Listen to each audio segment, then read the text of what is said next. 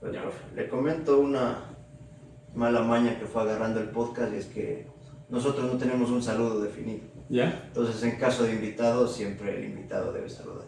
Ok. Con presentación y todo eso. Ok, solo me presento y... Sí, sí. Ya. Sí.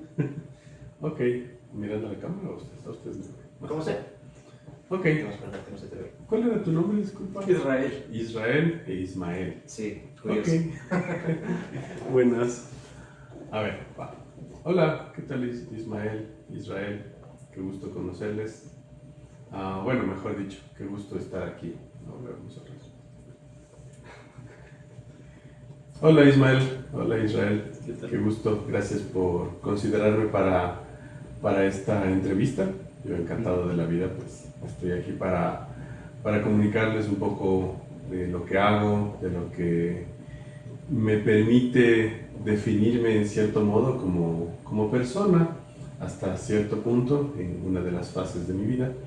Y bueno, eso, soy violinista, soy músico y vamos, avancemos.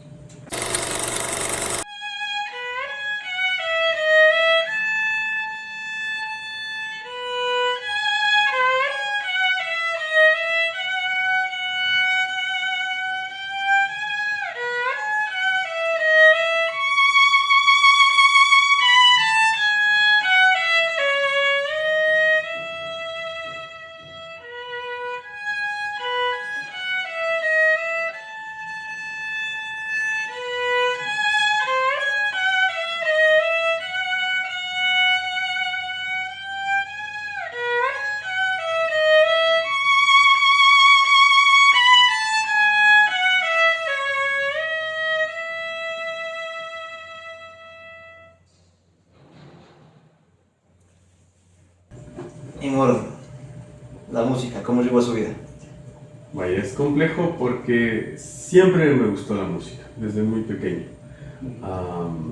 Tal vez cuando tenía los 8 años, yo ya escuchaba música clásica, escuchaba en la radio. Ya desde los 8, música clásica. Sí, siempre me gustó la música académica. La primera obra que me gustó fue una obra de Edvard Grieg, que es una suite que se llama Peer Gynt. Esa fue una de las primeras cosas que escuché y que me impactaron muchísimo. Luego el violín me gustó por otra obra que es La Campanella de Niccolò Paganini. Y así. Sí. Entonces la música empezó desde muy pequeño, mi agrado hacia ella, ser un poco más melómano, coleccionar música, descargar de internet. Cuando ya estuve un poco más grande, pues también comprar uno que otro disco, siempre era... ¿En qué momento uno se define como músico? Definirse como músico. Pienso que primero tiene que existir el gusto, el amor por la música y luego de eso ejercer en cierto modo el oficio de hacer música de cualquier tipo. Por ejemplo, en mi caso yo toco violín y bueno, por eso se definiría el ser músico como tal, hacer música con instrumentos, con el canto, básicamente eso. Incluso debió haber existido un momento en el que usted ya decidió, o es música o es nada. Claro, sí. ¿Cómo fue? Un poco conflictivo al principio porque la música no es una carrera muy convencional, ¿no? Entonces, cuando les dije a mis papás que quisiera estudiar música, pues la típica pregunta es: ¿y de qué vas a vivir? ¿Qué vas a hacer? ¿Cómo vas a subsistir? Porque los músicos son borrachos o son gente pobre. Entonces, es un estereotipo un estereotipo, digamos, en donde lamentablemente se ponen los músicos en esas circunstancias, ¿no? Sin embargo, no es así. O sea, ya depende de cada uno cómo quiera llevar su vida, independientemente de si alguien quiere ser médico, abogado, músico. Si el alcohol, la juerga están en su cotidianidad, pues es lo que hay. Y si por el contrario decide una vida un poco más tranquila, pues también creo que cualquier carrera funciona. Solamente que en nuestro contexto sí, la música está como todavía un poco menospreciada. ¿Qué es lo más complicado de ser músico? ¿Qué es lo más complicado de ser músico? Es una pregunta difícil porque tiene muchas dimensiones, ¿no? El ser músico tiene la dimensión de la ejecución instrumental, el aprendizaje de la teoría musical, el mismo gusto por la música. Hablemos de la ejecución. La ejecución. Bueno, el violín es un instrumento bastante complejo, bastante amplio, el repertorio es grande, hay obras que son sumamente complejas, sumamente largas a nivel técnico, entonces llegar a tener un dominio del instrumento es algo que toma muchos años. Yo al menos voy 17 años tocando violín, tal vez no es tanto tiempo en comparación con otras personas, pero sigue siendo mucho tiempo. Entonces creo que lo más difícil a nivel de ejecución instrumental es lograr conectarse con el instrumento y dedicarle todo ese tiempo, porque no es como comprar el violín y por espontaneidad ya se aprende, o sea, que uno tiene para que impresionar muchachas. practicar. Sí, o sea, uno tiene que practicar bastante, ¿no? Y hay que, hasta cierto punto, quizás sacrificar momentos familiares, reuniones, amigos, porque estás metido en el instrumento. Entonces, creo que lo más difícil es tener esa conexión por el amor mismo hacia la música. Como hemos visto bastantes documentales, que ese es el trato de los que son dotados. Es casi como que aislarle de otra vida y solo enfocarle en ese tema para que se desarrolle.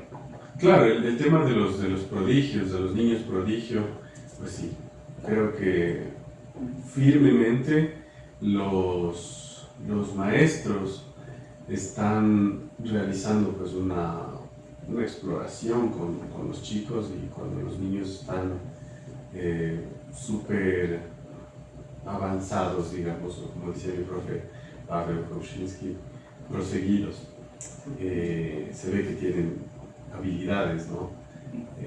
Cuando hay los medios, a estos niños pues sí, les invitan a que tomen clases más a menudo y ya se vuelven jornadas más largas, más extensas, y eventualmente su vida social se ve en cierto modo coartada, ¿no? Por todas esas actividades. Es decir, incluso como que obligado por una tercera persona, que pueden ser los padres, el maestro, pero en su caso fue diferente. Usted mismo se sentó y dijo no. Sí, yo mismo me obligué. En cierto modo. Ganó el gusto. Sí, o sea, pero, ¿sabes? La función de los padres en ese sentido creo que sí es importante, porque no es tanto obligar, sino darle un espacio a que los niños y jóvenes aprovechen un arte, ¿no? Y si tienen habilidades, que lo exploten hasta... Es mantener el gusto. Exacto, hasta las últimas consecuencias, y esto es una carrera como tal. Entonces, si bien es cierto, aquí en Ecuador pensamos que es obligar, si tiene el enfoque adecuado, si no hay maltrato a nivel psicológico, físico, creo que inducir a alguien que tiene habilidades en la música o en el arte, pues no está nada mal. Sí. Como igual vi este documental de David Garrett, y él decía que sus padres hacían que toda su vida sea el violín. Tal cual. Él quería ir a jugar y le decían que no, incluso para comprar otro arco les decía que no, que vayan con él, que esté rodeado de ese mundo. Pero ahora, siendo lo que él es ahora, él agradece. Por supuesto, o sea, sin... a ver, para contextualizar la respuesta que voy a dar, cuando fui niño, estaba de moda todavía los CDs, y había unos discos como de motivación familiar, y este era de los padres más malos del mundo. Entonces, tal vez se ha visto por ahí, yo no recuerdo quién es el autor de esos. Y tuve que aceptar que no sé nada del tiempo, que es un misterio para mí. Pero en una sección hablaba acerca de que ser el padre más malo del mundo implica esto, ¿no? Obligarles, en cierto modo, a los chicos a hacer algo por sus vidas, algo positivo, algo bueno, es decir, clases extras de matemáticas, de idiomas, de música. Y creo que sí está bueno tener padres malos a los que les importa nuestra formación. ¿Sí? Entonces, en el caso de David Garrett, por supuesto, hoy en día es un violinista súper reconocido, súper famoso, obviamente tiene muchísimo dinero, entonces también está esta recompensa de todo el esfuerzo que se hizo cuando él era más joven, cuando él era niño, básicamente. Desde lo social, justamente desde el tabú de ser músico, de ser artista, ¿cómo lo ha experimentado? A ver, la parte social. Yo creo que cuando me comunico con las personas o me preguntan sobre lo que yo hago, obviamente mi carrera genera mucho interés, porque es una carrera que a mucha gente le hubiera gustado seguir en algún momento de su vida, pero las circunstancias no se dieron para eso. Entonces, es bonito en ese sentido, ¿sí? Reconocer que yo estoy siguiendo una carrera o haciendo una carrera que para mucha gente fue un sueño, y hasta cierto punto ese sueño está ahí. En otros puntos pues está truncado. Entonces creo que desde el aspecto social, de cómo veo la vida actualmente, pues la música es una carrera muy ambicionada, pero que muy pocos realmente podemos practicar y disfrutar, ¿no? Okay. Incluso requiere el coraje, ¿no? Como usted mismo dice, hay voces que dicen que no, que eso no te va a dar nada, coge otro camino, que incluso te hacen dudar. Tal cual, sí, siempre. Hubo un momento en el que dudó, que quiso tal vez cambiar. No. ¿No? Ya cuando decidí ser músico, no. Se plantó Había y dijo, momentos ¿qué es? muy difíciles, por supuesto, en los que hay que hacer de tripas corazón, ¿no? Y qué sé yo, hace años, escoger entre pasaje o comida, pues me quedaba practicando y no gastaba ninguno de las dos. Claro. Entonces, hay momentos duros, ¿no? Como en cualquier carrera. Y sí existen esas vocecitas que a uno le dicen, y ahora, ¿qué hubiera sido de mi vida si hubiera sido otra Tal vez cosa? una anécdota de algo así difícil que haya pasado. No sé, creo que en realidad he tenido mucha suerte, mucha buena fortuna en mi carrera, ¿no? Tal vez momentos difíciles, cuando tuve un profesor que me decepcionó mucho con una respuesta que él me dio a una pregunta, ¿no? Yo le dije, yo tenía como 20, 21 años, y le pregunté si él me podría ayudar para estudiar afuera, ¿no? Obviamente era un mocoso de 20 años y no tenía idea de nada de la vida. Entonces me dice, claro, ¿a dónde quisieras ir? Dije, no sé, Europa, Estados Unidos, Alemania, donde tú estudiaste. Y me quedó mirando así de pies a cabeza. Y me dijo, no vas a poder. Por supuesto, siendo un alumno que tenía cierta admiración por su profesor, a mí me rompió el corazón. Sí, entonces ese día sí quise botar mi violín a la quebrada, porque este profe vivía por Quitumbe y ahí había una quebrada. Entonces estuve a punto de botar mi violín. Pero luego pensé y en todo el esfuerzo que había hecho para venir a vivir a Quito, dejando a mi familia, dejando a mis amigos en Ibarra, porque yo soy de allá. Y dije, no le voy a dar el gusto. Y me fui. Fui a donde estaba estudiando y ahí vi un letrero que decía encuentro franco-ecuatoriano en la mitad del mundo, en la Alianza Francesa. No recuerdo qué fecha era exactamente, pero yo sabía que ya estaba atrasado para las inscripciones, ya habían comenzado las clases y dije, bueno, no pierdo nada, voy a llamar por teléfono. Si me dice que vaya, voy. Al menos se pasea. Exacto, sí. Yo doy una vuelta. Llamé por teléfono, me contestó un señor súper amable. Dije, disculpe, sé que estoy tarde para inscribirme, pero ¿de qué se trata? Me dice, sí, es un encuentro, vino un profesor de Francia y le dije, ¿y ahí cómo ir o cómo se hace la inscripción? Y dice, no, ven, nomás estamos en la Alianza Francesa. Yo como buen paisano, pues no conocía dónde queda la Alianza Francesa. Y le dije, no tengo idea dónde es. ¿Cómo hacemos? Y yo le digo, estoy por aquí, por la Atahualpa e Iñaquito. Me dice, no, bueno, toma un taxi y acá te pagamos. Y dije, oh, ok, bueno, voy a confiar en el desconocido y fui a la Alianza Francesa. Y ahí conocí a un profesor que se llama Gilles Lefebvre. Y nada, me escuchó, tuvimos una conversación un poco larga. En aquel momento yo no decía ni pío en francés, ni tampoco. Pero fue interesante porque él habló mucho sobre, a ver, estás tocando bien, tu sonido está bien, hay que trabajarlo, la afinación está estable, el ritmo está estable, pero aquí me dice, dans la tête, il n'y a pas de liberté, no hay libertad.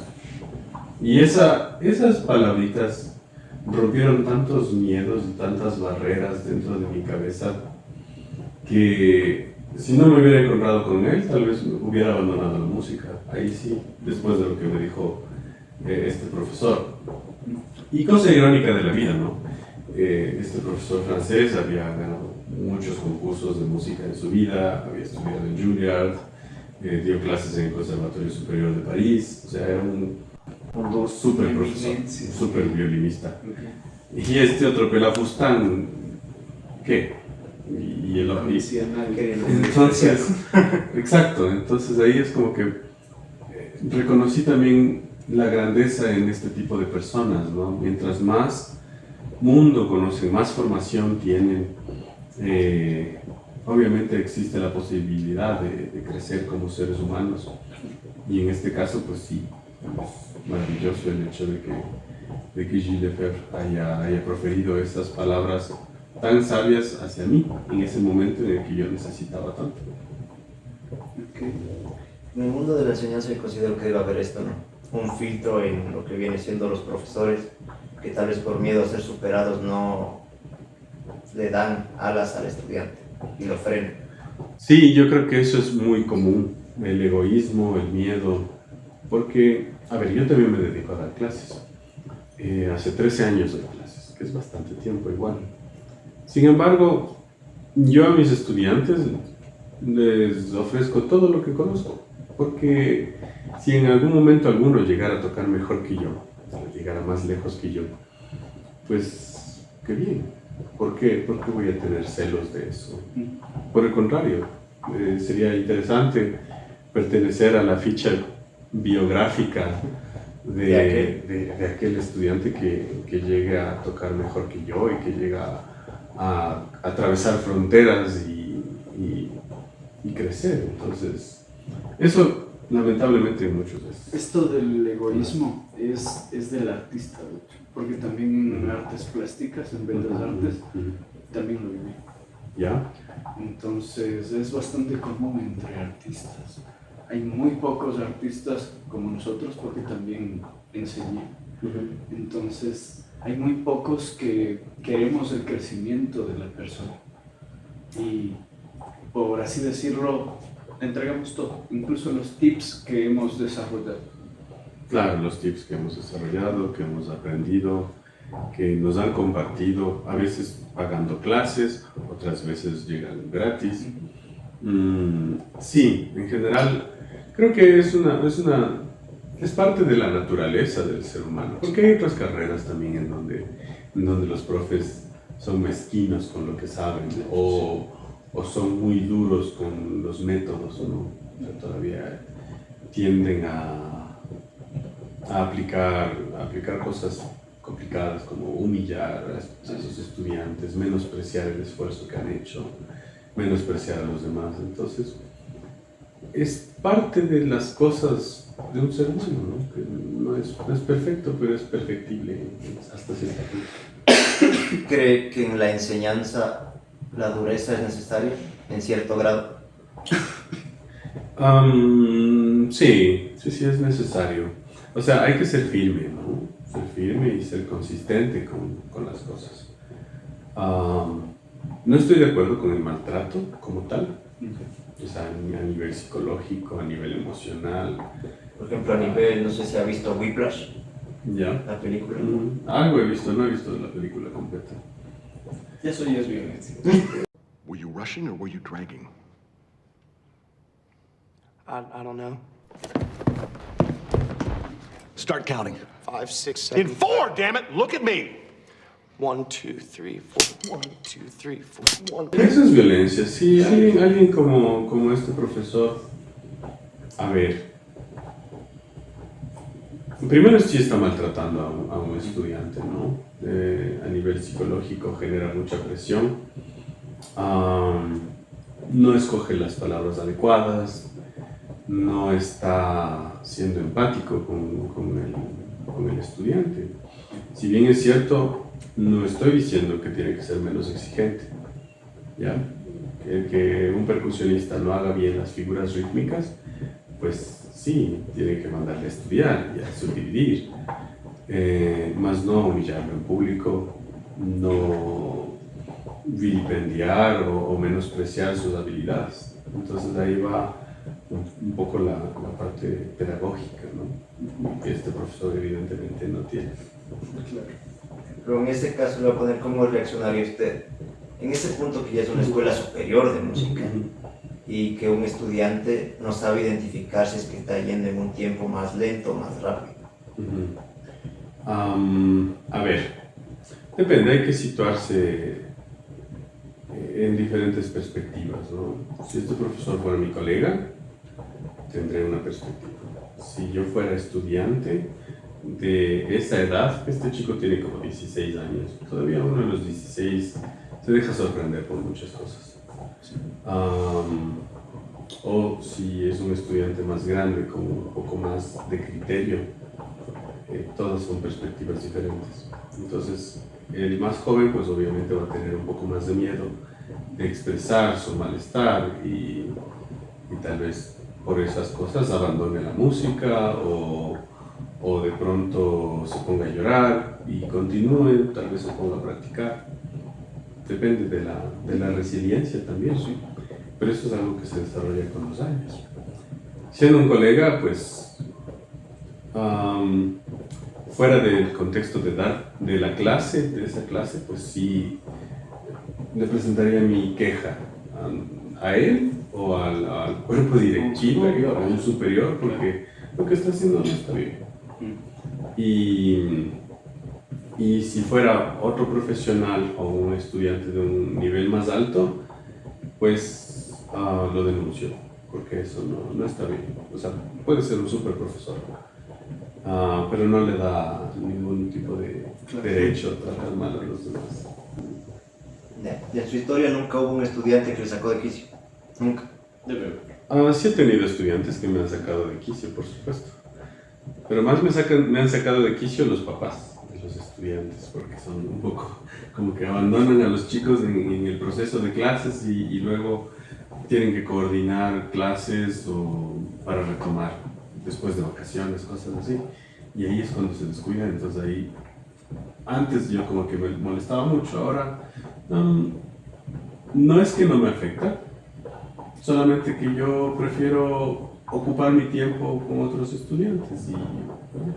O sea, antes sí estaba en el plano de esperar y tal vez hasta rogar como clases, pero ahora no. Es decir, si quieren tener clases, pues que me busquen. Y si luego ya se ocupa ese tiempo con otra persona, pues ni modo. Y si aún así quieren seguir teniendo clases, voy a cobrar más caro. Y ya. Okay. Volviendo al punto que hablábamos de la vida del artista en sí, de que el estereotipo es que él se dedique a la joda, fiesta y eso. hubo un momento en su vida que pasó, que como músico hubo la oportunidad de ya dedicarse al relajo, No. fiesta, ¿no? Nunca. No, nunca, nunca, nunca, porque con mi violín a cuestas, las partituras, Claro. no, nunca me he puesto en el plano de igualarme a una fiesta. No. Pero vio, tal vez un compañero dijeron, aquí va a haber una fiesta y vamos a ir todos. Y él sí fue y usted no.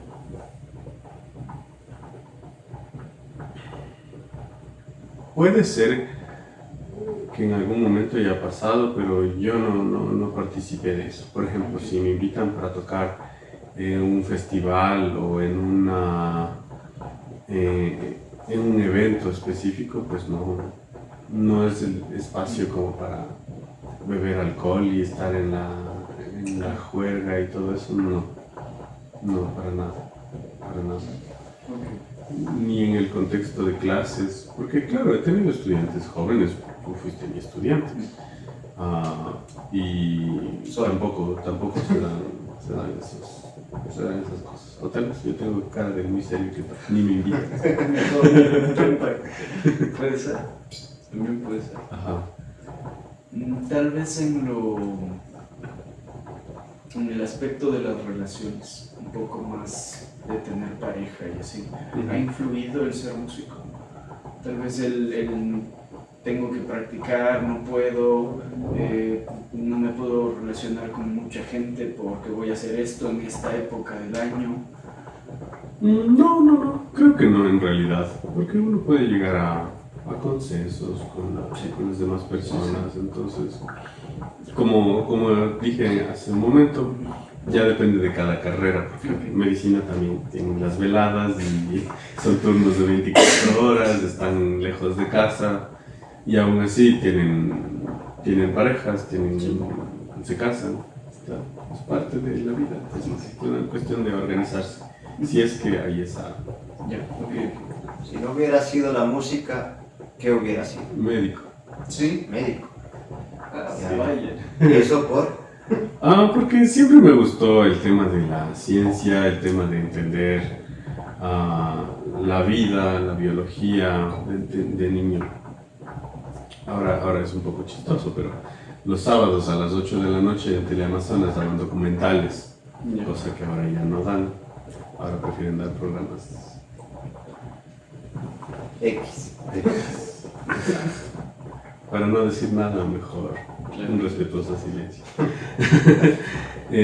Antes daban documentales de la National Geographic o documentales de Jacques Cousteau, el señor buzo de vida marina, vida silvestre, de vez en cuando algo de antropología. Y esto, yo los sábados echaba a mi familia, decía, váyanse todos de aquí y déjenme ver el documental en paz. Porque hablaban y si no hablaban, pues estaban haciendo otras cosas y hacían ruido. Entonces yo los botaba de la casa.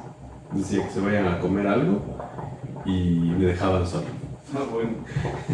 Entonces ahí veía mis documentales. Y siempre me ha gustado como leer, investigar sobre cosas de la vida. Entonces, si no hubiera sido músico, seguro hubiera volcado mi vida a algo relacionado a la ciencia o a la medicina. Bastante común en el músico. He visto que se dedican a la matemática, ¿sí? O a la física también. A las ciencias. Puede ser un poco más masoquistas. Ya depende. Sí. Obviamente, yo cuando estaba en el colegio me gradué de físico-matemático. Sin embargo, creo que eso al final del día es para desarrollar el pensamiento, más que nada. ¿Sí? Entonces, esta búsqueda de respuestas en la física o la matemática, pues sí, evidentemente se relaciona bien con algo como la música, porque definitivamente no es algo muy sencillo, no es algo que se puede reducir a un texto, ¿sí? No es como aprender un concepto, lo memorizo y ya está. La música demanda práctica, demanda control, Entonces, y a veces demanda de respuestas muy, muy creativas. Entonces, por eso que la música sí se relaciona bien con la matemática, por eso, por la exigencia en cuanto a la creatividad, a buscar respuestas diferentes a lo que buscaría alguien más. Me encanta hacer esta pregunta a los que ya tienen su pasión encontrada. Digamos que la música se materializa como una persona. ¿Usted qué le diría? Gracias. Ya. Sí, porque ha sido mucho, la música ha representado mucho en mi vida. O sea, desde muy pequeño, obviamente no hacía música como tal, no tocaba ningún instrumento, pero sí representó compañía para mí, representó un espacio en donde yo podía estar seguro, donde podía volcar mis emociones, podía encontrar paz dentro de lo que fue mi infancia. Entonces, que eso te acompañe y si se personifica, pues obviamente es un gracias. Es lo primero que le digo. Big Venom no fue tan tierno. El luchador dijo que él le caería a golpes. Ya. Y después le agradecería. Ok. ¿Ya? ¿Listo? Sí. Me parece bien.